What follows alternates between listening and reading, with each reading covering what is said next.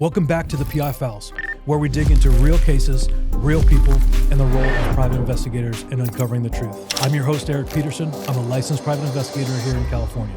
Today on the PI Files, we're talking about your body. Not how it looks, how it actually performs, and what happens when it starts breaking down. Because most people aren't slowing down from age, they're slowing down from how they train. Today's guest is Stu White, one of the most knowledgeable corrective strength specialists I've ever met. He works with professional athletes, people whose bodies are their livelihood. And what's interesting, his exposure to this world started at just 15 years old, while most people were just being taught the food pyramid in school. So the question is, what do high-level performers know that the rest of us don't? Thank you very much for being here, Stu. My pleasure, mate. It's always a pleasure to see you. So can you walk us through your upbringing, your journey, what led you to do what you do? I grew up on a farm in the middle of nowhere in New Zealand. It's not really the middle of nowhere. It's 2 hours north of the biggest city, Auckland. So it's about 10, 15 minutes from the beach, and on a 700-acre cattle farm. And about probably one of the things that developed curiosity towards sports science and even medicine was at about 2 years old, I had a near fatal asthma attack, and I had asthma until I still have a little bit of it, but I had very chronic asthma until I was about 25 years old. And trying to figure out ways to navigate that has probably generated some curiosity into how the body works. And I played sport as well, so you're always trying to figure out how to perform better. And if you have a condition like that inhibits that, then of course you have even more curiosity towards how do I figure ways to get better. And then I saw another podcast where you said at 15 years old, you learned about some of this stuff. Yeah, so in New Zealand, in high school, you can start taking physical education theory, which is sort of really just the foundation of sports science. And you can start doing that at 15 years old. So I think here that would be 10th grade, right? Yeah. 15 years oldish. And so at 15 years old, 15, 16, 17, we can take physical education theory. So that's anatomy, physiology, the whole thing. Of course, it's the very bare bones. But by the time you leave high school, you've got around about the first year of what they would teach you in sports science at university under your belt. So yeah, I don't think we had that in the U.S. Yeah. I know it depends on the schools, and some are better than others, but that's pretty amazing. We're lucky, I think. I don't know anything about the schooling here, but over there I would consider ourselves fortunate. Yeah. We were doing things like body fat testing, blood pressure, how to do it manually. So pretty awesome. And then what got you into what you do now? Did you go to college, university, or? That's an interesting question. I went to university, but I started off actually in business. But because I had some of the sports science stuff under my belt, most of my friends were working in bars for $10 an hour, working all night. We don't tip over there, so you're working for $10 flat. And I went and got a job in a gym training people because, with the sports background, a little bit of education, I was okay at it. And there was a situation actually where, as a young man, these happen to you where you think someone's been hard on you and they're actually doing a huge favor. A guy came in and purchased the gym from the previous owner and said, hey, all you guys that don't have degrees, you need to up your qualifications. So I was at university already, and I said, well, if that's what he wants, I may as well tack on sports science. So I started doing a parallel sports science with the business. And then when did you end up coming out here? Moved to America in July 21st, 2007. So right before the 2008 financial crisis. And you just chose California? Yeah. It just seemed like probabilistically the best bet in the United States that I could figure out from being a foreigner. So now, how do you compare U.S., California to New Zealand? Oh, that's interesting. That's an interesting question. Yeah, it is different. I mean, we're obviously predominantly, the foundation of the United States is Anglo-Saxon country, just like New Zealand, all English speaking, obviously. New Zealand's probably, the biggest difference is it's probably a little bit more laid back. America's much more intense, big country, a lot of people, everything's bigger here. But there's also reason why people come here is a amount of opportunity in the United States. There always has been. So, did you land in Orange County, or is that? I had some guys wanted me to come play rugby for them in Los Angeles, but I was well past my use-by date at that point. Already accumulated a few injuries, and I just played a bit of rugby, really, just sort of get a foot in here and figure the place out. Because I didn't know anyone here. I just sort of got off the plane and started trying to figure it out. So now, can you tell me what is corrective strength in simple terms? What is specifically what you do? Corrective strength is, to be honest, it's really what the majority of what most of the young PTs are doing now that are coming. I'm not a PT, I'm a sports science guy, but the majority of the interventions that these high-level physical therapists that are working with pro athletes are doing is a lot of corrective strength work, whether it's stability and mobility, and then eventually strength. I mean, if you see these high-level PTs working on an NFL player or an NBA player now, outside of the acute phase of rehab, they're pushing them really hard, and that's what the upper echelon of physical therapy looks like. So I don't deal with acute, I won't deal with someone that's fresh off an ACL repair. That's not my skill set. Sort of that 8 weeks on, that's when I'll work with someone, and that's going to mirror a lot of what you see on the high-level physical therapists. So using strength and conditioning to fix and prevent injury, essentially. So what athletes or types of sports kind of gravitate towards you, or does it cover the? It works for everyone, but just how it's worked out for me is I've got a ton of elite level pro surfers that come to see me. So it just worked out that way. I fixed up a couple of high level guys and girls, and the word spreads, and so I only have a certain amount of hours in a week. So yeah, that's what's filled the gym. But I've worked with some NFL and NHL players as well. Any of these athletes, are they coming to you on a consistent basis, or maybe before a competition or after an injury, or is it just all the time? All of the above. Consistent, though. Yeah, the ones that I have are consistent. How I got them was because they had injuries. One of them in particular had an injury that he couldn't figure out. And so once we fixed him up, the word spread from there. That was back in 2016 or so. And I've had quite a few first responders as well, actually, particularly firefighters. Yeah, you were on 2 episodes of this Fire podcast. Yeah. We'll put links to that. But one of them, you helped out a guy who was pretty injured. Yeah, Cody. He's actually someone that's partnering with me right now to put together a program for first responders, which we'll have more for you next time I'm on here. But yeah, for sure. I think what happened with him, if I recall correctly, was he'd had back surgery, but he'd blown out multiple discs in his lumbar spine, if not all of them. And it was looking like his career was sort of pushing him to maybe be done. It didn't look like he was going to be capable of coming back from it, according at least to the people that were looking at him through the fire service. And so he came to me and said, can you help me? After listening to me talk on Kevin and Noel's first podcast, The Fire You Carry, and he came to me and said, listen, maybe. I said, maybe 50% chance we can fix this up. So he came in once a week for a year, and we got him back. He's on full duty again. So yeah, I heard that. He said that they were offering him money to leave. Yeah. And he's like, no, I want to come back. And one of the things I heard him say was the doctors pretty much wrote him off and said, you can't do this, you can't do this. And you hear that from a lot of other people where doctors are just kind of writing people off. When you hear that, are you like, no, let me take a crack at it? Yeah, you can do a lot more than you realize. And the thing is with, it's the same as you wouldn't want me to cut into someone's body because I don't know. Yeah. I don't know the intricacies of surgery. Those guys, been in university for 16 years or so to learn that. But they also, conversely, don't have a full understanding of what's possible with the rehab and strength side of it. Yeah. Those will mesh eventually once information travels. So And I think doctors are getting checked. I mean, there's different levels of doctors, and I think that there's a lot of information out there where, hey, you can't just tell somebody to eat an apple a day and have a couple of vitamins. There's more information, and you need to up your game and maybe say, hey, there is hope for you. And I think it's great that he was able to train with you and learn from you, and you fixed it. Yeah, and I'm sure the information will travel better over the next 5 or so years, especially with social media and internet and all that. But I would hope so anyway.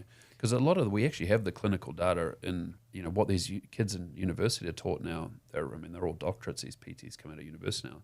We have the clinical data to support those ideas, especially back pain. If you look at back pain, for example, once they did sort of cross-reference studies looking at people with 0 symptoms, it's like, okay, let's take, I actually don't know the numbers they used, but it would have been reasonable. Let's take 1,000 people that have no symptoms and do an MRI in their spine, see what a healthy spine is supposed to look like. 6 out of 10 people have herniations that look like the ones with pain. And so now we don't necessarily look at the MRI as the primary diagnostic tool. There's other things you've got to consider. And that's where there's a bit of probably a gap between the docs and the PTs. But, the docs are brilliant at what they do. Once you do need surgery, those guys they've been in the university a long time. But conversely, the PTs that are coming out of American schools here are bloody top notch as well. So yeah, and I mean your body's an amazing thing, and what I know about, because I've got them, the herniated disc, it'll come back if you can. Yeah. And so what I was told when it happened to me, try to avoid surgery because it makes it worse. Yeah, it can do. Yeah, or it can make it worse. And so I did everything in my power to help, but a lot of it is working out, core, all of it, and talking to people like you and there's an intelligent way to frame it up too. Like someone like you're not having extreme weakness in your hand or like clear nerve impingement that's actually causing the nerve to be damaged. Because once that starts happening, you've actually got a bit of a timeline there where you've got to be a little bit careful. I had one client like that. We worked with him for about a month. I was like, this is not going to work. Yeah. You need to go get that disc replaced. Got it. But there was clear signs. He was getting massive atrophy in the arm muscles, very, very clear weakness. Couldn't create any force for his tricep. So there is a time and a place, but someone like you with your particular symptoms should be able to be fully rehabilitated, which obviously we'll work on at some point. What are your thoughts on like regenerative medicine or some of the alternative stuff that's coming out there? I don't know anything about it, man, got it. to be honest with you. You just got to stay grounded in hard data. Like you talk about peptides and all that. That and then spinal decompression and all that stuff. I mean, they just have to have data on it. If they either have it or they don't. Yeah. Like clinical data with decent sample sizes, and I'm not sure. Yeah. It's not my wheelhouse, so I just do what I do. And but it's interesting. Like we talked about with information coming out more, and it's great, and some legit people and alternative ways to do things and think. Yeah, and I get asked that by clients like, hey, Troy, and I'm like, ask your doc and ask him, what is the percentage recovery rate to full recovery with these injections? They should have that data. Yeah. And you ask, if someone has an intervention, they should have data on what the success rate is, right? So the first time that I kind of saw a category of what you did was the Chicago Bulls were playing the Detroit Pistons, and they ended up losing. The Detroit Pistons were real physical. So Michael Jordan sought out other alternatives. A guy by the name of Tim Grover stepped in. And I didn't know how he ended up getting them. I get, because each NBA team would have a person, a strength coach probably. And it sounds like he just kept sending letters to the players, and they took a chance with him and gave him like a 30-day thing. And he came up with a program to make them more elite. When you're working with athletes, are you seeing kind of the rewards of some of the work and the time that they put in? Like, okay, because some of these things I would imagine is a split second or a certain move. Like I'm not familiar with the competition of surfing, but I would imagine that like the sprinting in the Olympics or the swimming, some of it is just a fraction of a second, and you can see maybe is somebody just working harder or they've done something different. In other words, maybe they didn't do something like you, and then now they're doing it, and then they just have elevated their game. Yeah, there's been some athletes. The first box I want to tick with athletes was make sure they don't get hurt. Yeah. So there's no guarantees, but we want to bring the probability they get injured as low as possible. So that's my first box I always try and tick. Make sure the mechanics are good. That's going to reduce the risk of injury down as low as we can get it. With surfing, you've got tens of thousands of kilos of water. Yeah. At times. So there's huge risk of a random event with surfers, but they actually seem to hold together pretty well. And every sport's different, so they all have a different set of risks and challenges. Some of these surfers I've had since they were kids, and some like Caroline Marks, she was actually only a kid, but she was already, she's the one who won the gold medal a couple of years ago and won the world championships and that. She was only a kid, but she was already well established on the championship tour, even at that young age. So I got her when she was about 17. She was already on the CT at that point. So it's hard to measure her so much because she was already phenomenal. But some of the younger ones I've had since they were kids, those are the ones that are interesting, I guess, because I've had them for a long time, and as their bodies were developing. So it's hard to say did they take off or not, but it's still cool that you've managed their journey from a young age all the way through. I don't really want to take credit for an athlete's successes in that regard. But I think because you said the word spread. So when you look at that, the Bulls story, and specifically Jordan, then Kobe starts doing it. Dwayne Wade, they're like, we want to use that person. Yeah. And then also it's work ethic. I mean, and I'm sure you work with the average person that's not a high-level athlete, and then you've worked with a high-level athlete, and a lot of it is mental as well, and consistency and hard work. But yeah, I mean, shoot, when somebody's starting as a kid, like you see some of these parents, there's a high school out here called Modern Day, and some parents will just move specifically to get their kid on that high school team. So you see like they get shaped early, but I would imagine, you see those things. Because for you, what I've known about you, I've known you since 2012. And if I say, I got a pain here, you'll lay me down on a table and you'll touch my calf, and then the pain here is gone. I'm like, oh, man. And I would imagine you walk into a room and you go, yeah, that person's got something where I can see like danger, you're seeing injuries. Yeah, we use stuff like that as a diagnostic tool, and then then set movements to correct the false motor patterns, the faulty motor patterns, and you can remove dysfunction pretty quickly if you can figure out how to do that accurately. So yeah, that's the thing, I guess. Like, yeah, some of these surfers come in with dings, and we fix them up in a session or two, and I think that's where they see the most value. And that's the same as firefighters and every other person that comes in. It's the ability to get someone out of pain quickly. Yeah. That has more value than anything. And with athletes, if they don't get injured, they perform better because their momentum stays. If you get injured and you can't surf or train for 4 weeks, your momentum's gone. And Are you surprised when you see things like, so Kobe had an Achilles injury and he still went back and shot free throws. When you see things and there's been Olympic athletes that you see injuries, are you like, man, I can't believe they did that? I'm surprised given the amount of money involved for those guys. Yeah. Like, he's a multi-million-dollar athlete, and it's, NBA and NFL, they spend so much money on the athletes and the sport in general. So it's surprising, but I've never worked with any basketball players, so I don't really want to surmise why that's happening, but it is a surprise, I would say. I actually know one of the PTs. He's brilliant. That was working with the Lakers for a bit, so I'll ask him. Yeah. Maybe you can have him on and ask him that question. Yeah, that'd be great. He'd have an answer for you. But yeah, I mean, again, they just work through some of that pain. And there's one video where he gets I think he broke a finger or something. They put it back in place or something. It could be him because he's very mentally tough, and so maybe he's not reporting.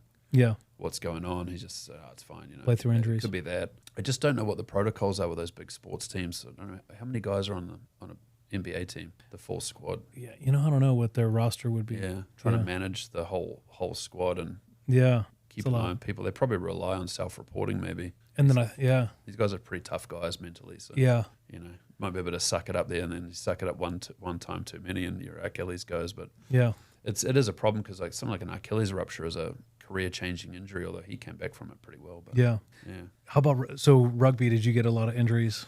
Yeah, I'm a wreck, mate, but I'm also I'm probably in the middle there, I suppose. But yeah, I stopped playing rugby when I was about 20 because I knew I wasn't going to last. I'd blown my bicep, blown my pec, and so I was like, this is not realistic to think I'm going to last in the sport, unfortunately. So. And are these injuries that you've fixed, or you just they're constant reminders at times? The biceps still gone. I got bad advice on that and didn't fix it on time by a young PT at the time. And this one, the repair, the pec repair didn't take the first 2 times. So there's a guy, very good surgeon here in Newport Beach, Dr. Warren Kramer, took some hammy out and fixed the pec, although I'd recommend maybe using a dead person's Achilles for that next time. Oh, man. It's a better graft. But so, yeah, there's a few. You probably see I got a bit of a twitch on this left side, and it's just because a ruptured pec throws off all the muscle balance in the neck and shoulder. So you're always trying to work. It's the stuff I give my clients. I'm doing that every day. For yourself, well, yeah. So with respect to first responders, what have you done? We talked about the fire department guy. Any others that you've worked with? You, obviously, as a police officer. No, mostly fire, though. Yeah, I'm trying to think. We had some, if you remember, we had some military guys at the gym years ago when you were there. Yeah. A couple of military guys were doing that UFC fit thing with us. So, speaking of that, you and Hugh, another extremely knowledgeable, great guy, you guys kind of were the go-to for some of these guinea pig workouts and maybe products that companies would put out, right? Yeah, basically they just wanted someone to get a control group for the product or an infomercial group to get in good shape using the products that we're using. So they hired us to make that happen, basically. We were a third party, essentially. How many of those did you do? We did about 6, I think, in the end, 5 or 6. And UFC was our first one. Was it the first? It was the first one. To be fair, we didn't really know what the hell we were doing, but you guys, and then Mike Dolce was involed in that. Yeah, when I say that, the context is we'd never done an infomercial before. Yeah. So just organizing 30 or 40 people to get a very specific goal in a very short time. So that's how I met you and Hugh. And so essentially I was working in law enforcement. I was picking up Greek food on 17th. I forgot the name of the place, but it was good. Yeah. And there's this magazine called OC Weekly. And they said, hey, on the inside cover, an advertisement, hey, free workout, free whatever. And it came at a good time in my life because in law enforcement and like fire or any of these jobs where you work in long hours, not proper diet, not proper sleep. And so it came at a great time in my life. And so you get interviewed and then you get selected. And how many? There was at least maybe 40. We tried to distill down about 80 people. Okay. And I think we got close to 40. And there was different times. And so essentially it was a program where they provided food throughout the week except for a couple of days. And then the UFC workouts 6 days a week. And then you had to maintain that strict diet. I had some it was amazing. And then the energy I had at the end, and it was interesting the science that put into it. But I remember one of the first days I brought a Gatorade, and you grow up, you don't pay attention to stuff. Oh, this is healthy, and I think it was Hugh said, "Get that out of here." Yeah, I bet. You know what's funny? Actually, there's some interesting research that's come out on people that drink Gatorade during their workout. They actually had better muscle mass gains and lower body fat consuming some glucose during their lifting, their strength training. So, again, in hindsight, when was that? That was 15 years ago. Yeah. So, but when you're doing a program there, what you're trying to do is you're trying to get people to adhere to the process, and it's more of a process thing. Like if Gatorade's not in the process, then don't bring it. And I would imagine like first responders, that's kind of how you guys do things too, right? Here's the process. Yeah. This is the command structure, Yeah, the discipline and and I was working 12-hour days and then going to the workout at like 7 p.m. and then there was the Saturday workouts, and it was great. And then my son got to see it and kind of work out with us at times. But I remember it was super strict. And I remember even some of the folks like, well, what kind of alcohol? If we wanted to have alcohol, we cut out everything. And it was during the holidays as well. Yeah. If you wanted to be committed to that program. Yeah, it's very hard. Yeah. That's when I say we had no idea what we're doing in the context of prepping people for infomercials. It's all that stuff. It's like, how do you stop people dropping off? Mm-hmm. How do you keep them motivated? Like, because it's a short timeline. So when you have people come to your gyms normally, they'll probably sign up and they'll be there for years. Some of my clients have had for 20 years. Yeah. And that context, you've got 8 or 12-week programs and you're trying to get this really difficult result, which is putting huge stress on people like you that are participating. You're under-calorized, getting your ass kicked. It's hard, and we only had 2 drop off out of that action. Oh, wow. But that's when I talk about learning, that's what we were learning, is how to wrangle and organize people in a stressful program like that that's rapid. And then we dehydrate the hell out of you at the end of it. Yeah, and take photos of you and ask you questions when you got no food in your belly. And it was crazy. I went down to a freaking medium, so I had to buy all new clothes for that little photo shoot. And then they said, okay, I think you guys had us do salt like one day, and then cut out all salt, and then cut out all water. Yeah. Cut out all food. And then they did like an airbrushing thing. Yeah. And then that was all Dolce. Yeah. Because he knows it. That's how you cut fighters. Yeah. So we used that after that program. They were like, oh, that actually works great. We'll take that. Yeah. And then there was hot baths, like keep going. And I was really, I looked like a different person, and it was great, but so much commitment to lose and so easy to gain. Yeah. It's so quick if you fall off. But yeah. That was amazing. And it just showed you a process where you can do it. Yeah. And there's a variety, women, men, different ages, families, no families. And you saw, but it was awesome. Yeah. Yeah, it is. It's that community aspect is helpful too. You got a bunch of people suffering with you.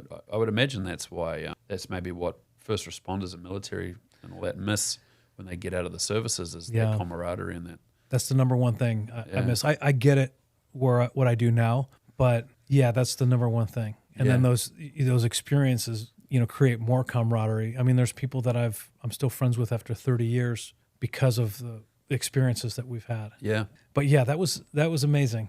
Pretty cool. And it definitely helps you in life when you think about, you can do that, but you got to cut out. I remember it was during football season, and I went to a bar to watch a Bears game, and my everybody's got to be on board, your friends, your family. And I said, I can have spinach, chicken, tomatoes, water. That's it. While everyone's doing Didn't give you any grief? Yeah.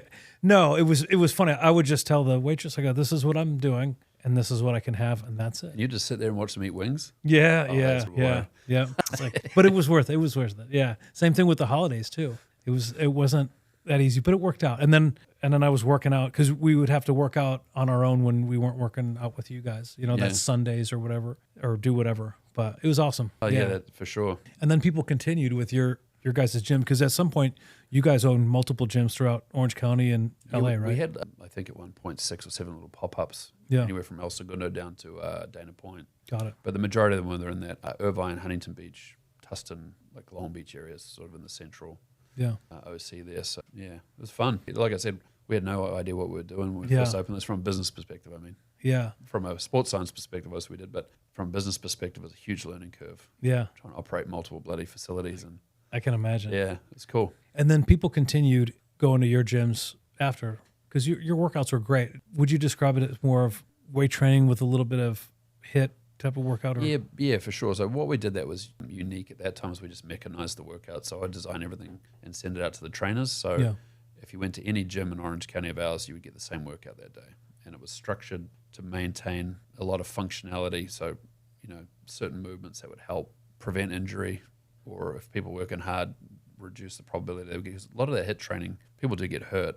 The reason is you're exhausted, you're trying to do these complex movements. Yeah. So we tried to reduce that element a little bit, like not do movements in the harder parts of the workouts that was too technical and high risk for low reward. And so because we mechanized that, that's why the programs themselves are really good. And all the learning curve was all the other stuff for the business, like promotion, like bringing clients in, keeping them happy, paying the bills. So. Yeah. So one of the gym that we go to now, there's a variety of level of experience with the trainers. And one of the guys was, and I see this online as well, like talking about cortisol, the nervous system and all of it. And when you think about maybe somebody that's working a lot like myself, dealing with a lot of high stress stuff, I try to work out as early as I can in the morning. And those HIIT workouts I really enjoy because I feel like I can, I get that rush and I feel like I can take on the entire day and nothing really bothers me throughout the day. But this one trainer he said, that it may not be good for you because it may spike the cortisol. And actually, I would push back on that a little bit. That's your natural cortisol. But first of all, cortisol inflammation. It's one of the most overused, poorly understood topics on Instagram or social media. People call it scientism, saying things that are scientific incorrectly. Yeah. So your natural cortisol spike is in the morning, first of all. So it actually makes more sense that you want to kick your own backside in the morning. But it all depends on your calorization, your sleep, how many workouts you're doing. Yeah. It's another thing. Overtraining is another thing that's overused. What I will say though, is two things: lack of sleep and psychological stress are actually highly correlated with back injury, or injury in general, I should say. Yeah. So if you've got your calorization and your sleep and recovery dialed, there's nothing to stop you working out hard. Yeah, because I enjoy those workouts and it helps out tremendously mentally as well. Yeah, of course. Yeah. I saw Peter Attia. I think he was talking about a meta-analysis on strength training. People that strength train 4 times a week, I believe it had a 300% reduction in the risk of early cause mortality. And if you add 2 sessions a week of zone 2 cardio, so you got good basically VO2 max, that goes up to 500% reduction. So there's a lot of mechanisms involved there. There's multiple mechanisms, not one thing, but it's interesting. Yeah. Would you mix it in? Like, so the cardio, or would you do 3 strength, 2 cardio? I think the data suggests 4 strength and 2 cardio, but as long as you're getting the calories and recovery, you can do more. You can do more cardio than that. So one of the good things about that UFC Fit program is the fact that, and we talked about the structure. They gave, okay, you need to eat this, not eat this, and then you need to eat at these times. And that, for a busy professional or an athlete, it's huge. What are your thoughts on some of those food delivery systems and things like that? I can't recommend any, but they're great. If that's what you need to do to get a nutrient dense diet, that's fantastic. Yeah. But I think one of the biggest dangers in modern I wouldn't call it sports science, because I'm trying to think what would you call the new age of fitness influencers, I guess, online. But is carb phobia. That's one of the most dangerous trends in nutrition, if you want to call it in nutrition. Yeah. We need a lot more carbohydrates than most people think. Yeah. And most people aren't as scared of dietary fat, which is actually basically on a calorie equated diet, you only store about 3% of your carbs as fat. Yeah. And the rest is dietary fat. The reason is you don't have to convert fats into fat. It's easy to just store away right there because it's already in the form of free fatty acids. So. Yeah, speaking of the social media thing, I've been getting hit with advertisements. Some like younger gal talking to this Asian guy says, "Yeah, just do Tai Chi and you can get ripped up." And I'm like, "What?" There's a lot of crazy stuff out there. I would say 90. I mean, I'm pulling this out of thin air. Just I don't have any exact data on this, but just from my own observations, I would guess 90% of stuff you see on social media with regards to fitness, nutrition, medicine is BS. Yeah. Are you doing nutrition programs for your clients? I do if it's needed. Yeah. I mean, it's honestly a little bit more simple than it's complex. You want 30 grams of fiber a day, about 1 gram of protein to 0.8 grams of protein per kilo. That's a little bit on the low side. I hear a lot of credentialed experts talking about more than that. Mm-hmm. But listening to different people, you're pretty safe around 0.8 to 1 gram per kilo. So I'm 220 pounds, so 100 kilos, so it's going to be 80 to 100 grams for me. But the fiber one's a big one. The 30 grams of fiber is huge. So it's another meta-analysis where they looked at fiber consumption, and people that eat 30 grams of fiber a day, it lowers your risk of early-cause mortality by 30%. And then it stops at 30. So if you eat more than that, in the data at least, there's no uptick in benefit. So. And as far as supplements, I've heard you before talk about this. So creatine.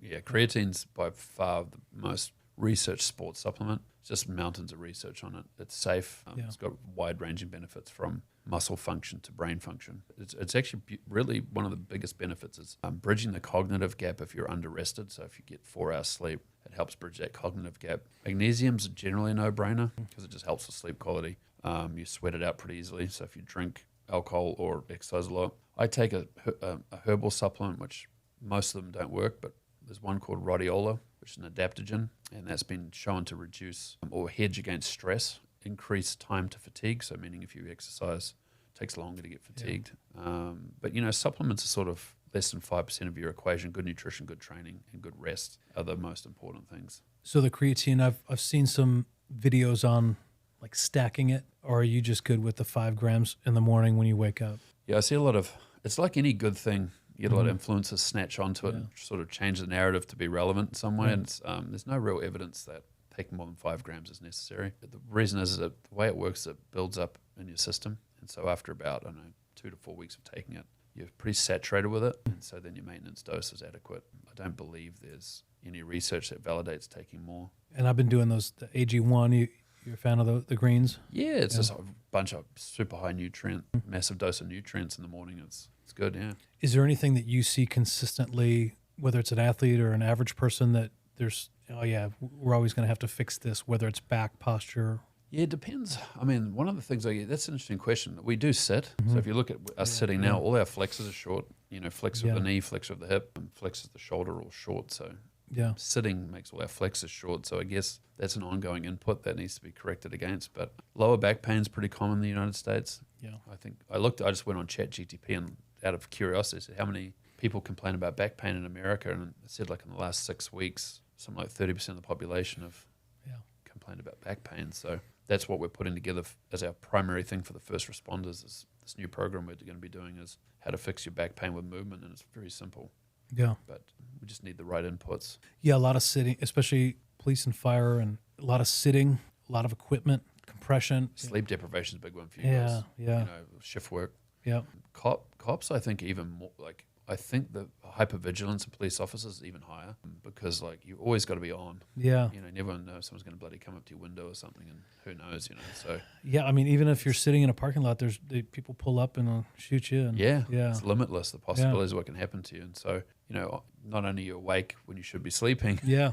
8 till 8 shift or whatever it is, but you got the chances people want to do bad things, Yeah. So. And then also that spike in adrenaline throughout the night for different calls. It's probably not good for you.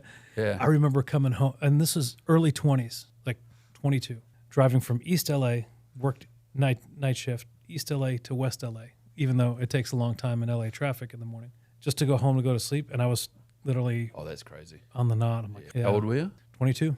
Yeah. But in bloody 44. Yeah, and this is out of the academy, in shape, running, and just all those adrenaline dumps. And then just the lack of, I imagine there's studies where it's just not natural for people to work and stay up all night. Yeah, it's tough. I think that could be part of the reason why I don't know what the police force is like, but with the firefighters, there's actually less people want to do it now. Everyone used to want to do it. Oh, yeah. When you see police departments on advertising on billboards, there's a shortage. And you have people wanting to retire or going to retire guaranteed at a certain age or whatever. Or the injuries. They're retiring off of that. But yeah, I think fire used to be a very highly demanded job, especially out here. Yeah. Thousands of people lining up to take the test. Police, not so much. Not so much. Yeah. Yeah. And there's probably other reasons for that too, right? Oh, so, plenty. Yeah. Yeah. Police are often vilified where firefighters, it doesn't happen. Oh, yeah. Much, so it's not good. I'll tell you what though, one of the reasons why we're putting this program together is you don't want to live in a society where you don't have cops and firefighters and You're right. military personnel, because Yeah. you're in deep trouble when that happens. So, Yeah. I was saying to you before that all these pro athletes have all these great resources, and it's part of the reason why they function so well. And you and I were talking off camera that's what we want to make sure first responders have, because they deserve it equally, if not more than anyone else. Yeah, they're underserved, and I don't think there was a proactive. And obviously, you're looking at nationwide. It's worldwide, obviously, but if you will look at nationwide, states, the cities, the counties, there wasn't a proactive approach to health and fitness. We tried to do some stuff years ago to help out, and then there wasn't. When you look at use of force or training or arrest and control, we were learning fortunately for us in California, the Gracies, they were heavily involved in the LAPD Academy. And we had that Big John McCarthy. Oh, yeah. He was part of our TAC staff or whatever. So there was an infusion of jiu-jitsu even in the mid-'90s. I don't know when they started, but they started quickly. So there was that movement. And I think departments are paying for people to go to jiu-jitsu spots now, but other departments are pretty antiquated. And you can see it in social media videos and, not just having the proper techniques and stuff.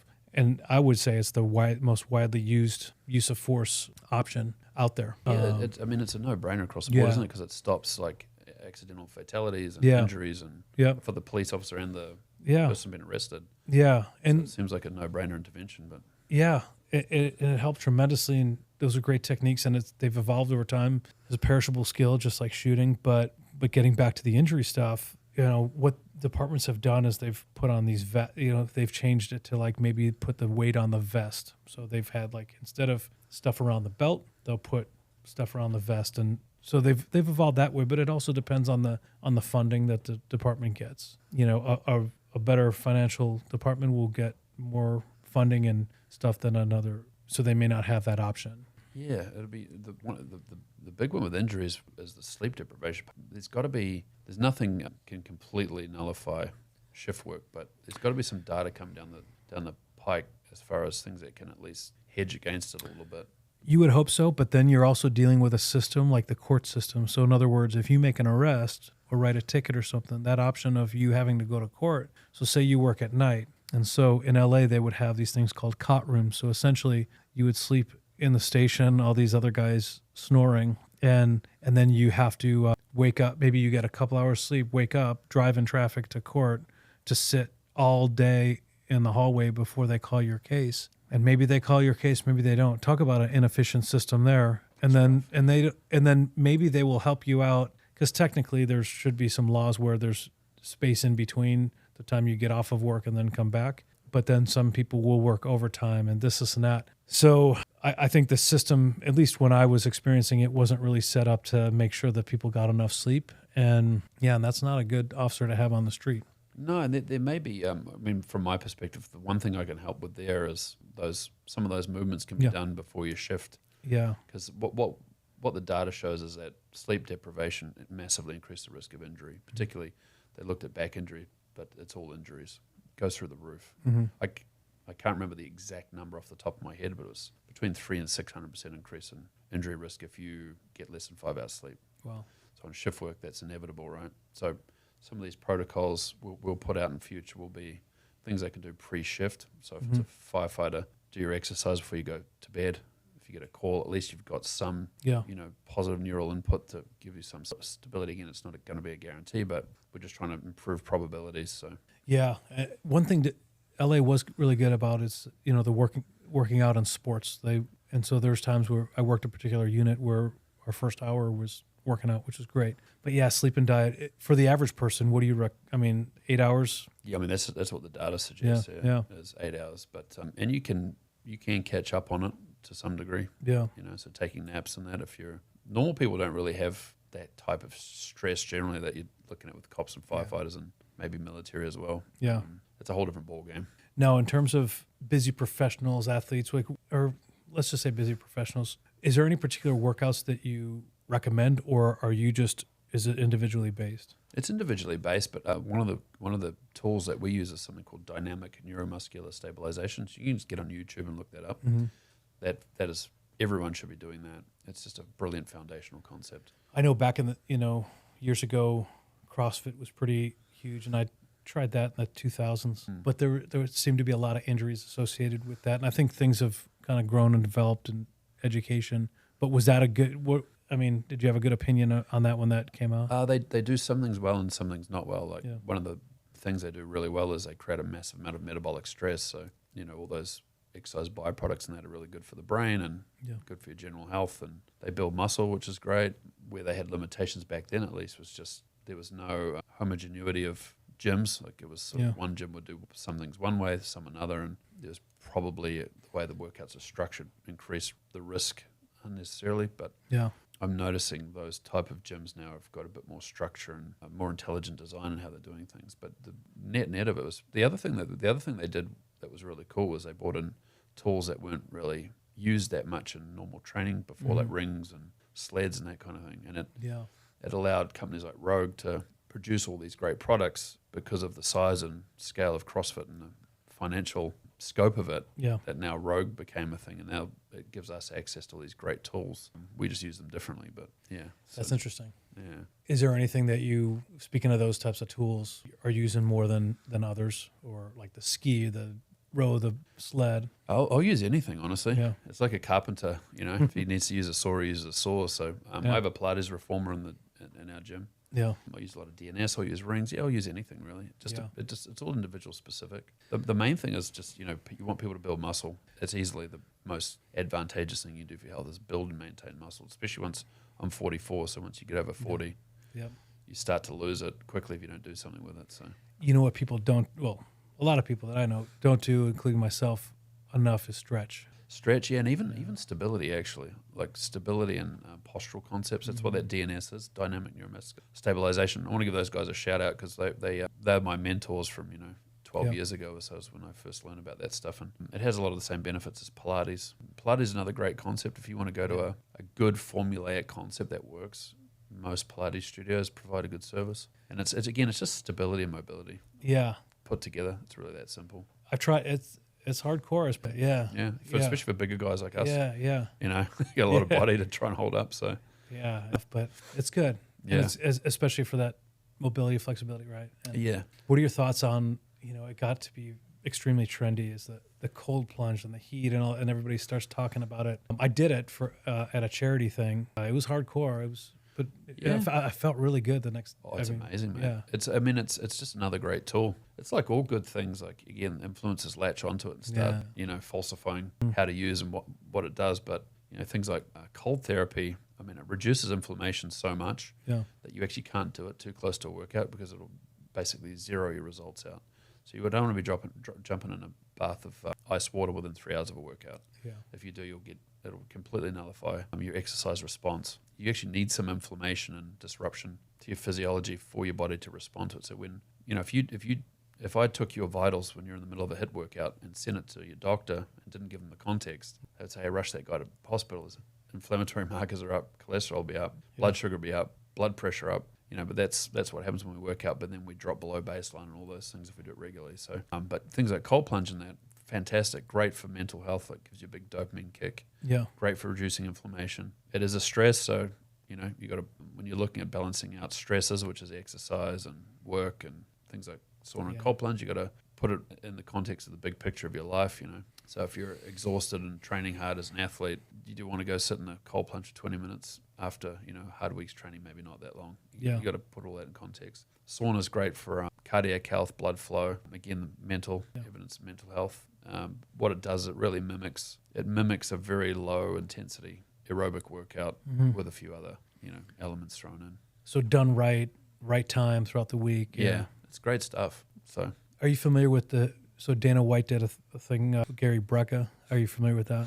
Yep. What are your thoughts on that? I'd probably rather not say. Okay. So I think I did get that blood work years ago through them or something.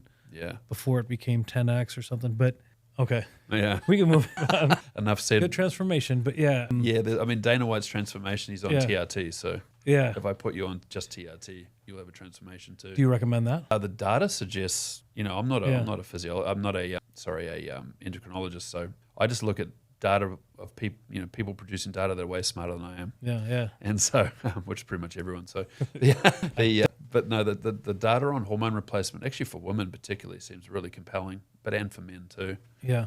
Even they've even changed their tune on things like prostate cancer. Like they used to say, the protocol was to zero out your testosterone, which they still do, but they're actually putting some people back on TRT that have dealt with the prostate issue, recovered from it, and they're actually putting people back on a little bit of TRT. Some what do they call them? They're urologists, but oncologists. I can't remember the exact term for those people, but anyway, they're putting people on a little bit of TRT with good results because of the impact on other health aspects, body fat, the whole thing. And then stem cells, people are going down to like Tijuana and doing. Yeah, I don't know. That's the kind of thing. It seems to have great results for some people, but we need more data on it. So, over the years, the protein, is there a racket, the protein industry? Like there's different stores that are in malls and throughout, strip malls and things like that. And you see these big tubs of protein. What would be your suggestion on, I guess, what to get, where to get it from? Just your basic whey protein isolate or concentrate are great. They're very highly bioavailable, and what they allow you to do, the recommendation I give clients for that stuff is if you have a whey protein, you can make like a smoothie that's high in protein with no animal fat. So high quality animal protein with no animal fat. And so if you've got high cholesterol, and my cholesterol's through the roof, so to the point where I've got it down about 30%, but it needs to go lower, which means medication. But for someone like me, you can put together a super high nutrient smoothie with a bunch of animal protein but no animal fat. So that's how I recommend it to people. And it's a great protein source with, again, low fat load, low calorie load. So yeah, it's good stuff. There's nothing really magical about it beyond that. I just didn't know if you get a market like that's oversaturated and you've got maybe certain products that aren't regulated or aren't.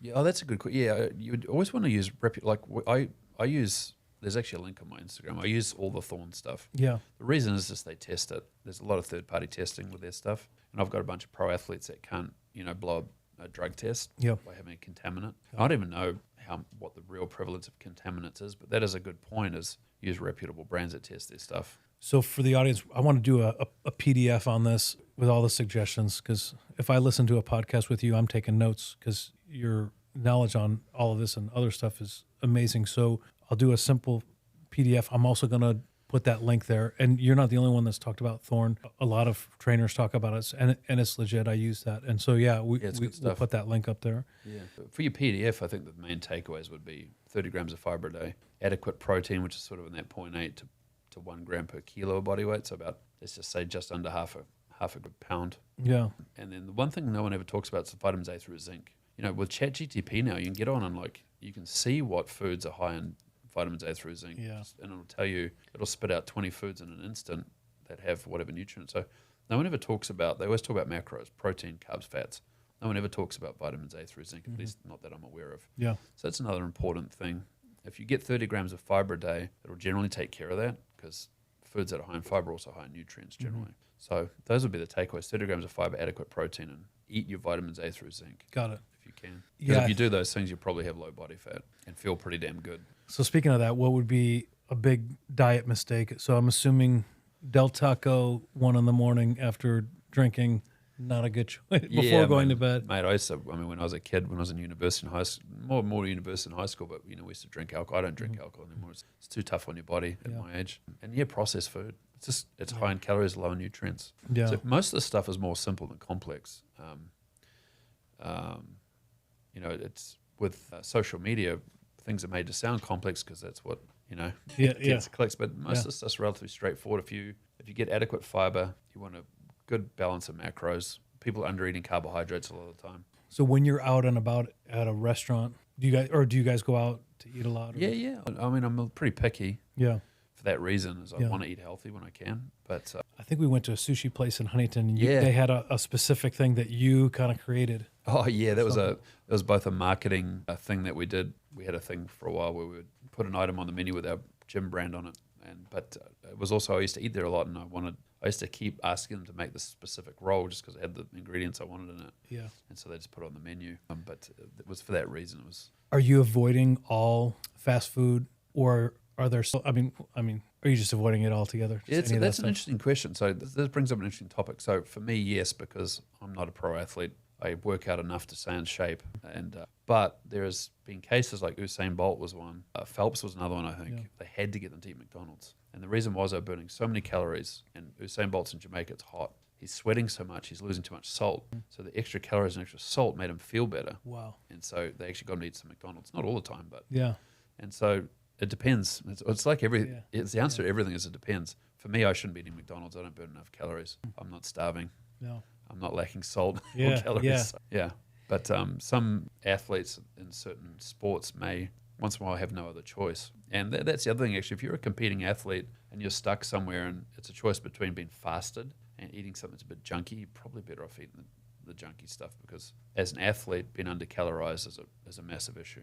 What's your thoughts on fasting in general? It's just another great way to diminish your calorie intake. Got it. There might be some additional benefits to it. Like for me, I find if I got a stomach upset, like, you know, with the asthma and all that crap in the background, you know, I was highly allergic to stuff as well. So I found, this is just anecdotal, there's no scientific study for this, but if I fast, it gets rid of any stomach upsets I've had and sort of reactions to foods and that. But otherwise, you know, a lot of the research done on fasting was done on mice. And the trouble is their lifespan's so short that a 16-hour fast for a mouse is like a human not eating for 7 days. So the research is a little bit skewed for that reason. But for the most part, it's another way to reduce overall calorie intake. I mean, we're already fasting at night anyway. Yeah. Right? Yeah. And so You can just, you know, it's a way to get your calories down. If you skip one meal, it's about 500 calories. So if you do that for 7 days, that's 1 pound of fat. I mean, that's not how the body works, but I'm giving you a crude calculation. Yeah. So how about some of those diets like keto diet, stuff like that? yeah, it's another way to reduce calories. Every diet just reduces your calorie intake. Now, and I didn't actually understand that 15 years ago as well as I do now. It's just now we have such access to research, we can get the truth very quickly and easily. But keto, the one thing that's interesting about keto is epileptics. I had an epileptic client and I was like, hey, try this and see if it helps you. And it's, having read some research on it, keto for epilepsy, and it does reduce massively or even stop seizures for some of those people. And did for her, which is crazy. So, and speaking of research, are you using ChatGPT a lot to help? I use a ton of it. Yeah, mate. same here. But it just for someone like me that I know how to prompt it, I know what I want to ask it. Yeah. I can get massive amounts of data given to me very quickly now. Yeah. Where I had to really work for it before. And so for practitioners like me, it's huge. So I'm not a computer, you know. Yeah. It can scrape the internet so quickly, and just, again, you got to learn to prompt it correctly. If you ask it the wrong question, it'll give you the wrong answer. So, yeah. Has strength training improved, and evolved over time? And is it just continuing to evolve? Yeah, it's like everything. There's just the data sets are getting bigger. It's like there's things that we know now I didn't know when I was playing rugby at university. Like training to failure is one. There's really no evidence training to failure is, not only does it increase risk of injury, but it doesn't seem to increase strength and muscle mass. Yeah. You have to push close to failure, but training to absolute failure has not been proven to be beneficial, as one example of something we believed differently 20 years ago. Now, your wife's pretty active and you've got 2 young kids, right? Yeah, my wife's a professional Latin American ballroom dancer, so yeah, she's very active. That's what she does all day. And I've got a 5-year-old and a 2-year-old, which is to say they're active is somebody Makes you more active too. Yeah, it does. Yeah. Now, with respect to your wife, are there any particular things that you help her with? Maybe some of her, colleagues or whatever, injury-wise or strength-wise? Or well, she's my wife, so she obeys the golden rule, which she never listens to me ever. Yeah. But she's sent a bunch of her colleagues in for rehab. Got it. And the dancers have a lot of the same problems as surfers do, like lower back pain. Surfing, like a lot of these side-on sports, lower back number 1, knee is second. Yeah. And then I don't see too many baseball players, but I'd imagine baseball players get a lot of elbow, shoulder as well from throwing if they're pitchers. But side-on sports, lower back and knee are the first things to get, have problems with. So now, with respect to your kids, what is their diet like? How do you? That actually, it's funny you asked that. My diet's gotten worse since I had kids. Because sometimes you're just trying to get them to, to behave, settle down. Sometimes you just have to give them stuff you don't fully agree with. The dinosaur nuggets and yeah. The first kid, less so. Like we're pretty strict with him because we only had one and could kind of tagged him. When the second one came along, I've definitely loosened my. Yeah. And the thing is, like, again, I said before, I don't eat too much fast food. I really try not to. But if you can get your diet 85% right, the outcome difference when you're 90 years old is going to be about the same. Yeah. So I can imagine that. But how about you guys, you, your wife and you, if you're not tapping into that, are there specific stores or things that you're buying on a weekly, daily basis? You can get a lot of great stuff at Trader Joe's. I mean, I go to Whole Foods and that a lot. Yeah. And pay, hand over a kidney at the counter. But I mean, we're pretty spoiled in Orange County. You got Trader Joe's, you got Whole Foods, you got Mother's. Yeah. So I try and shop at those places. Well, I don't really try. I shouldn't say I try. Whole Foods is right next to our house. That's why I go there. Yeah. And it's good quality stuff. And Mother's is great. Trader Joe's is by far the highest quality for great, for great prices. But we're spoiled around here. We've got access to everything. Do you have any recommendations for how people can kind of filter through the noise in fitness? We mentioned a lot of stuff with social media, and there's a lot of ads and there's a lot of things that get sent to people. That's actually a good question. This is how I would answer that. I'd say if someone is claiming something on social media, ask ChatGTP or Gemini or something and ask them, prompt them, stay, is there clinical evidence that this is true, and can you stay grounded in hard data? Yeah. If you prompt it that way, you'll soon find out if you do that with the news too, probably. Yeah, for sure. Yeah. Because what makes a really good influencer and what makes a great practitioner are two different sets of attributes. Sometimes you can get both. Yeah. There's some good followers on social media. Lane Norton is one. He's great. Brett Contreras is another one they just put out really good information that's really helpful for people. Now, something that has been popular for, I don't know, at least a couple of years now, Ozempic. Yep. What are your thoughts on that, and what do you think is going to happen, after these people take this type of stuff? Well, I mean, getting people's body fat down to a healthy level reduces the risk of multiple diseases. So in that respect, it's huge. And what I hate about it is it's just another shortcut that us Westerners get to take. Yeah. Instead of doing the hard work. But it's better than it's still better to not have people dying of disease. And it's at some point got to make a society more efficient, I would imagine. Yeah. If you've got a bunch of overweight, sick people running your country, that can't be good for the country, right? So if it solves that problem, it's got to be good for America. Yeah. I prefer people did it the right way, but I'd also prefer people not to be overweight and sick. So yeah. It's an interesting time we live in where you've got people that are overweight and malnourished at the same time. Yeah. But anything that helps people is good, mate. To be honest with you. Yeah. I don't know what the long-term side effects will be. That's way above my pay grade. Mm-hmm. So far, there doesn't seem to be anything too terrifying. I would suggest, obviously, you get the weight down, try and develop a process to keep it down without drugs. Yeah. But for some people, that's not possible, So I got some rapid fire stuff because Sure. Obviously I appreciate your knowledge in a lot of different arenas. So top 3 podcasts that you would recommend to people. Top 3 podcasts. Eric Peterson. Yeah, Files. I'm trying to think. Podcasts. Geez, mate, I don't listen to any health and fitness podcasts. I listen to finance. Got it. Finance podcasts. Yeah. Well, if you want, can I branch out into news? Do it. Yeah. Breaking Points is great news, in my opinion, just because you've got a centre-right and centre-left person arguing about political news, which I think is an academically authentic way to look at information. What else do I listen to? I only listen to finance stuff on podcasts. I'm trying to think of another one. Thoughtful Money is a great finance podcast. And then social media follows, like I gave you before, Lane Norton, Brett Contreras, I think it's how he's the glute guy anyway, but he's a PhD in sports science. Smart dude. What else is there? Yeah, those off the top of my head, those would be the ones. Cool. A good follow in the finance space is a group called Hedgeye. That's a group that puts out institutional grade financial research for retail people, so small guys like myself. What's it called? Hedgeye. That's been a game changer for me from a finance perspective. I have my profession and I'm an expert in what I do, but I always pay other experts outside of that. That would be my best recommendation for someone to look at. How about those guys are phenomenal.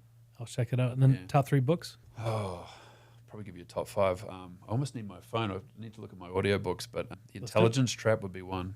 Got it. How to Decide. I think it's the author's Robson. The Intelligence Trap by Robson. How to Decide by Annie Duke. I think Extreme Ownership by Jocko Willink's pretty awesome. Good. And I have to give you a Nassim Taleb book. Nicholas Nassim Taleb, Skin in the Game. Got it. Best exercise. Ooh. If you could pick one. Geez, that's an interesting one. Side plank. Side plank on your knees. Okay. Side plank on your knees. Why? Because it galvanizes against knee and back pain. Yeah. Very simply. Something that I cannot probably do, a side plank on the knees. Yeah, so that's with your knee on the ground, yeah. Fastest way to lose weight. Burn more calories if you take it. Most legit diet. Actually, let me just reverse it. Yeah. So that was a bit of a dick response, sorry. If you can get 30 grams of fiber a day, it's going to massively help your overall health goals in general. And it's just one. I love being able to give one factor or one data point that can help people massively. That would be it. And then most legit diet. Anything where you consume adequate protein, carbs, healthy fats, and micronutrients. How about most overrated diet? Probably low carb and fasting, honestly. Probably low carb. Yeah. Yeah. But in saying that, if there's any diet that gets weight off, you do it. Yeah. And just make sure that you got to go back to a more balanced diet for health reasons eventually. And then final thoughts for people trying to stay healthy long term? Consistency. Process. Develop a process and be consistent. There's no magic bullet. Yeah. That's it, really. There's no magic bullet. I got ChatGPT designing like a master plan. I want to show it to you with everything. Yeah. Because we talked about this earlier, the discipline and the structure and the consistency. And sometimes if you don't have it written down or if you don't have like that meal ready, you're not going to do it. Yeah, for sure. Where can people find you? Instagram. Okay. That's the easiest way. And what is it? Kiwi, Okay. as in, kiwi fruit, kiwi, and kilos, Got it. as in not pounds. And we're gonna put a link, and it's also up here. Thank you very much. This is awesome. We're gonna do it again. Oh, another thing we talked about before we finish, you're developing a program. Can you talk about that? Yeah, so myself and a guy, Cody Gilbert, who's one of the firefighters that I rehabbed, he was the one we talked about before, where his sort of catastrophic lumbar spine injury. We're putting together we're probably just going to put it out through social media for free. And we'll start off with back pain for first responders, and we'll branch our way out from there. So knee pain, shoulder, neck, then eventually how to strength train to not only not get hurt, but also prevent getting hurt. Yeah. And we'll branch out across the full spectrum of all the tools that first responders need to optimize their health. But we're going to start with back pain because that's the biggest complaint. That's definitely needed. So please let me know when that kicks off. We got to talk about it. We got to have you back on again. So thank you very much for being here. Jermaine, thank you for having me. It's just brilliant. I really enjoyed it. Yeah, same here. Brother. For sure.